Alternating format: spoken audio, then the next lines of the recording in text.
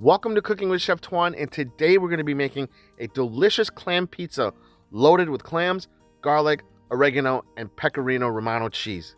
And as usual, all the ingredients will be listed in the description box down below. I also have a link for my pizza dough recipe. Now, it's best to use fresh clams, and if you don't know how to shuck clams, there are YouTube tutorials on how to do it, and if not, you can always lightly steam them and then pick them out of the shell. I've tried this recipe with canned and frozen clams before, and I gotta tell you, it just isn't the same. Now, once all the clams are shucked, go and grab your pizza dough, and we're gonna stretch this out. Now, for a 12-inch pizza, I like to weigh my dough balls out to be 230 grams. I feel like, for me personally, it creates a perfect crust, and then it also creates the perfect thickness for the pizza or the style of pizza that I like. But you can always go heavier or lighter on the dough depending on what your preference is. There's many ways to stretch pizza dough. For me, I find this to be the easiest and the cleanest because you won't have flour flying everywhere. But definitely do what works best for you. Now, a lot of clam pizzas use raw garlic as a topping. Me, I like to saute half of my raw garlic a little bit, get it a little caramelized, and then drop the other half into the oil just to take that raw, sharp bite out of the garlic, because I think the garlic and clams make a wonderful pairing, but that really raw, sharp garlic bite, just for me, my preference, I think it overpowers the clams a little bit, and so I want to bring a little bit of balance to this pie. And I like putting that garlic infused olive oil on the crust first because it protects the pizza crust from getting sogged through with the clams. But if you work fast enough, it's not going to happen. But then again, not all of us are professional pizza makers. And then liberally season with pecorino romano and then some dried oregano and give this a nice final stretch. And then I saw here that once I stretched it out, it left a little bit more exposed raw dough. So I'm going to go and put a little bit more garlic oil around the edges or around the empty spots, as you can see. And then our pizza is ready for the oven. Now we're going to cook this in real time. And as you could tell by the title of this video, we'll be cooking it in our Ooni Koda 12. So we're going to go and launch our pizza.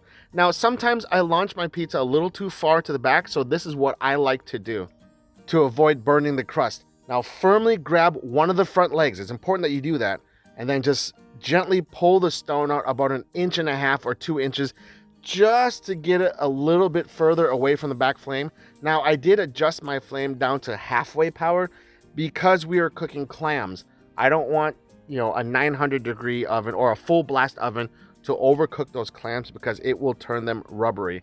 All right, so after about a few seconds, 30 seconds or so, I'm gonna go and turn this pizza around. And now that the bottom is a little cooked, it's gonna slide off the peel a lot easier. So I push the stone back in. And again, grab the front legs when you do that.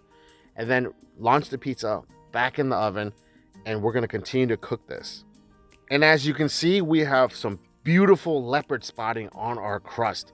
And if you look towards the back and in the middle of the pizza, you can see that it's cooking and it's rising just beautifully. This is going to be awesome. If you love seafood, I highly suggest that you go and make this recipe for yourself. You will absolutely fall in love with this pie. The aroma of the toasting garlic right now and the pecorino, it's insane. I wish you guys were here to smell this. Yeah, you guys definitely need to give this pizza a try if you haven't already. Now our pizza is almost done. Oops, a little spillage there, it's okay. But we're gonna give this a final turn just to cook that last side and give it some really nice coloration. And as you can see, consistent, gorgeous leopard spotting all the way around the crust. I mean, this is a very beautiful looking pizza. All right, there's one little edge that needs a little bit more color, so I'm just gonna let the flame kiss it just for a few seconds. And then we're going to pull it out. Now, excuse me for the camera movement for a little bit. I didn't want to cut this footage because I did say real time from start to finish. We're going to pull the pizza out. And I am a huge fan of letting a freshly cooked pizza rest on the cooling rack just for a few seconds before we put it on a pizza plate. That way the steam doesn't sog up the undercarriage. And then get yourself a nice plate, slide your pizza on, and we're going to garnish this with some freshly chopped parsley. Not only does the parsley make this pizza pop, but we can also tell our moms that we had our greens for the day. And there you have it, a beautiful clam pizza with a perfect leopard spotted, nice, soft, puffy crust, plump clams, loads of garlic, pecorino, olive oil. Gotta say, this is looking spectacular. Go make this pizza and let me know down in the comments how you like it. Everyone, thank you so much. Don't forget to smash the like button and subscribe. I had a lot of fun and a great time making this pizza, and I hope you make this too. Take care of yourselves, and as always, peace.